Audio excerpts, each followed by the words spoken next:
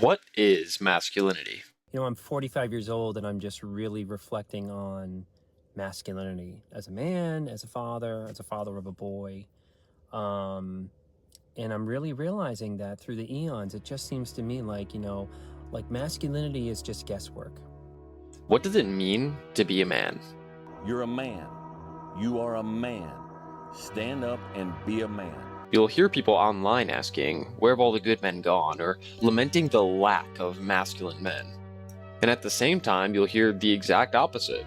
Why are men so useless? Why is there so much toxic masculinity? So which is it? Is masculinity a problem to be solved, or is it the solution to all problems modern men face? Well, honestly, I don't think the answer is found at either extreme. Somewhere between the demonizing and worshipping of masculinity seems to be a conversation that both sides are avoiding. In this video, I'm going to try and slow that conversation down, talk about the issues with both sides of the aisle when it comes to masculinity, and give my own perspective on how we should move forward and find common ground. Hopefully you enjoy the video. Let's get started.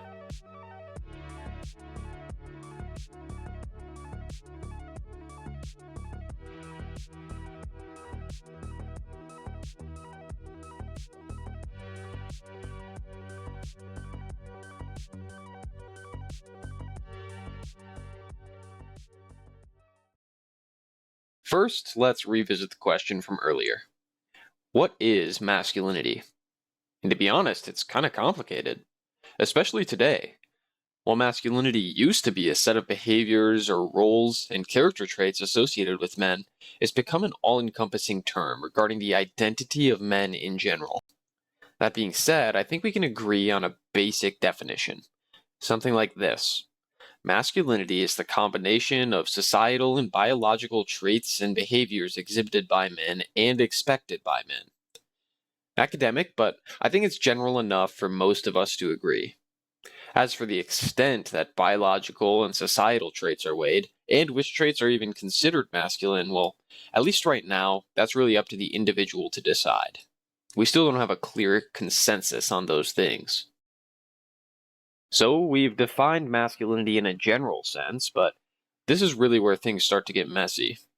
The moment you try to fill in the gaps, to make that definition specific, you inevitably start to project your expectations onto it. For some people, masculinity is inherently toxic, a collection of traits tied to domination, aggression, or misogyny. Do we need men? No. Do we need men? Honestly, no. Do we need men? No. Why? Because they suck. For others, masculinity is the best of what men can be. Confidence, responsibility, kindness, stoicism, and strength. The reality of masculinity is controlling your emotions. This is the reality of being a man. They try and say that men should give in and it's okay to cry. I'm not saying you can never cry if something bad doesn't happen to you. I'm saying that the tenets of masculinity since the dawn of time have been, I was afraid, but I did it anyway. Yeah. This is the tenets of masculinity. Courage. Courage. Yeah. That's what courage is. Yep. I was afraid to storm the beaches of Normandy, but I did it anyway. I was afraid to stay on the Titanic, but I did it anyway. This is the whole tenets of masculinity. And now they're saying, oh, if you're afraid, just act afraid, be a pussy. Two completely different interpretations, but both are claiming to describe the same thing. Masculinity. And this is the confusing part for men, especially young men. I mean, how can you be masculine when the instructions are contradictory? Be strong, but not intimidating. Be confident, but not arrogant or cocky. Be assertive, but not dominant. Be emotional, but not too emotional. Be a leader, but don't control people. There's no clear standard, but somehow there's still a long list of ways to fail as a man. And young men are constantly told they need to do better regarding these things, but never, or at least very rarely told what better actually looks like. And when they get it wrong, the response isn't guidance, it's criticism. So what happens? Well, some men disengage. They stop trying. They check out socially, emotionally, and sometimes even physically.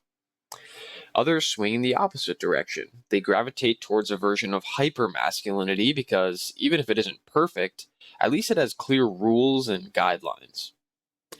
Neither response is healthy, but both make sense. Instead of engaging with or aligning yourself with beliefs and people who are outwardly at least, very anti-man, turn to the people who are pro-male, or just isolate yourself entirely. And this really is the problem, and it's only getting worse as more and more men try and learn masculinity from the internet rather than real people. So what should we do about it? And honestly, I don't know if there really is a good solution, at least right now, but I think what I would do is focus on giving men an alternative, rather than calling out behaviors that we don't like. On the other side, we need to avoid the trap of masculinity is perfect and trying to steer men towards this superhuman ideal. So I guess all I'm saying is we need to be less polarized, and we need to give men more actionable feedback rather than generalizations or oversimplifications. I know it sounds simple, but I really don't think this is a complex issue. I just think we need to come together and create a new expectation or ideal for men in the modern day. Alright, that's all for this video. Hopefully you enjoyed it. I'll see you later.